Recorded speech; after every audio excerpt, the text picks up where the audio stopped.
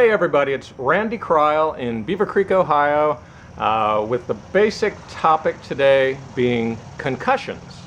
Recently I spent just a little bit of time online trying to research and see if there was anything on YouTube or anywhere else about treating concussions with a whole foods quality plant-based diet.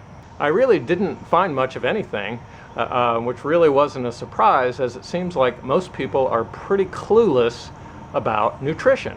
One of my very favorite books from the past few years is Laura Hillenbrand's Unbroken. A great story about the Zamp, Louis Zamperini, who survived through so much torture and pain. It's unbelievable that he even survived. But one of the things that stood out to me was that Laura didn't seem to understand very basic principles of nutrition. While Louis was in a prison camp in Japan, they were feeding him a rock bottom minimal amount of rice and seaweed to keep him alive, and her thinking was that there was no protein in there. How could he possibly survive on that? Now, this brilliant best-selling author was also struggling with some sort of seemed like a autoimmune disorder of some sort, chronic fatigue syndrome, something like that, had her very limited in her ability to research Louis Zamperini. But what was so amazing, a lot of people have seen the movie, so if you've read the book or seen the movie Unbroken, you know that Louis was beaten in the head so many times, he never should have survived any of that. And to me, it's plain as the nose on my face that it might have been, probably was, his diet that actually saved him. So anyone who's really studied nutrition with an open mind knows that the diet that provides the perfect balance of nutrients and will give the person the very least amount of inflammation in their body is a whole foods, all plant-based diet. Of course, Zamperini was on a fasting version of this diet while in effectively a concentration camp. And yet he survived being beaten in the head uncountable amounts of times. When we have some sort of a traumatic injury, our body's natural healthy response is to send fluid there. And there's swelling, and most people want to eliminate that swelling. It typically uses in patented chemical solutions, or endurance athletes, etc., will wear compression socks to eliminate the body's natural inclination to protect itself. This makes absolutely no sense to me, which is of course why I would never wear compression socks. With a serious concussion, of course, there's too much swelling in the brain, which can be fatal or cause permanent harm. So it would seem like the perfect balance would be to allow the body to heal itself with the right amount of swelling and healing from within. Anyone who's seen the athletic recovery video on nutritionfacts.org knows that a whole foods, all plant-based diet is the best way to recover from a super strenuous workout. Therefore, it would only be logical to assume that the ideal way to let a head injury recover would be on a nominal, almost fasting level of a whole foods, all plant-based diet, taxing the liver and kidney the very least amount possible, and providing all the nourishment the body needs and the brain without any of the negative stuff that would come in any animal-based food product. Of course, that's not an experiment I hope to conduct on myself, but perhaps somebody someday will do some sort of valid research on this subject. Obviously, it would be difficult to do a peer-reviewed study. You just simply don't go around giving people concussions so you can test a diet on them. For any sort of a traumatic injury that requires stabilization, of course a hospital is the best place to be, but otherwise the food is horrible. Hospitals for any length of stay are a horrible place to go to stay healthy. Sometimes I wonder if you have to be clueless about nutrition to be commercially successful. Here's another great example of cluelessness from a best-selling author. Christopher McDougall's newer book, Natural Born Heroes, started off really good. For me, it got really slow for 100, 150 pages, and then it got better, and then I wanted to vomit, because here was a best-selling author who wrote Born to Run, which was a life-changing read for me,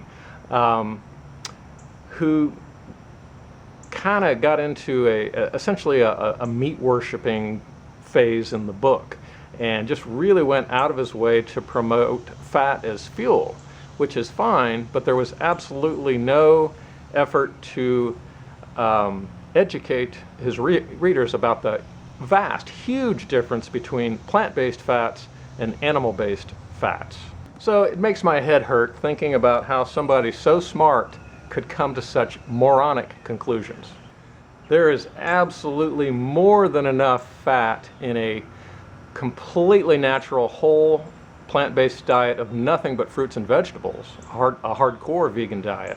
And of all people, Christopher McDougall would know this, because one of the primary characters in his book Born to Run, his original bestseller, was Scott Jurek, who just set an Appalachian Trail record, 2,180 some miles in 46 days on a completely plant-based diet.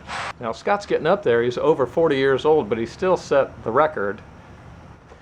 In addition to that, when McDougall wrote the book Born to Run, he interviewed Dr. Ruth Heydrich.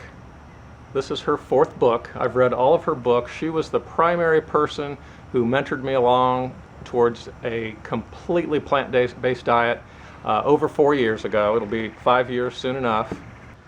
Ruth Heydrich is not one of those people who's just in the top 1% of the smartest people on the planet relative to exercise and nutrition. She would be in the top 1/1000th of 1%. So yeah, everybody knows that we can eat animals and their secretions and eggs, etc. to survive, but of course that doesn't mean we should. Maybe our ancestors ran down a deer to eat when they were low on the lower lying fruits and vegetables to eat. But we have refrigeration equipment now, and we have transportation. We have easy, low-cost access to all plant-based foods year-round, and we have way more than enough peer-reviewed science to prove that this is the ultimate diet for humans. This information, of course, it's not hiding, it's not expensive, it's free. You can go to pcrm.org, Physicians Committee for Responsible Medicine, who's active trying to change things politically to help improve our health. You can read about or learn from Rich Roll, a super endurance athlete in the leagues of Scott Jurek. You could look up Dr. T. Colin Campbell or Dr. Esselstyn. You can learn all about this from Dr. John McDougall. The information's free. It's out there. It's on the internet. So how people like Christopher McDougall could be that foolish, doing that much of a disservice to their readers, it almost makes me want to hit my head on a brick wall, not hard enough to get a concussion. One of my very favorite celebrities would be Jerry Seinfeld, who of course has a net worth approaching $1 billion. He's a great philosopher, he's a super thinker, and he can get away with telling everyone just how stupid they are and make a lot of money doing it. And then he turns around and absolutely proves his own point with how he eats. You can see it on his show, Comedians in Cars Getting Coffee. Here's a guy who does transcendental meditation, has been doing it for decades, a brilliant mind, yet he's stuffing food in his body that ultimately probably will destroy his brain function. It just boggles my mind to think of somebody who's so into energy. Life is all about energy, and yet he's pumping garbage into his body. I haven't heard much from Warren Buffett lately, but I used to see him on CNBC, and not too long ago, maybe a couple years ago, he was diagnosed with prostate cancer. Listening to him talk on TV. Obviously, he was absolutely clueless about nutrition and cancer. You would think somebody with a multi-billionaire would be able to afford some doctors that would tell him the truth, but evidently not. He is very focused on supporting agricultural companies that are polluting us and the earth. He likes the garbage that is helping to make him sick. So Jerry, Warren, if you'd like some free consultation on how to improve your health through nutrition, I'd love to help you poor fellows out.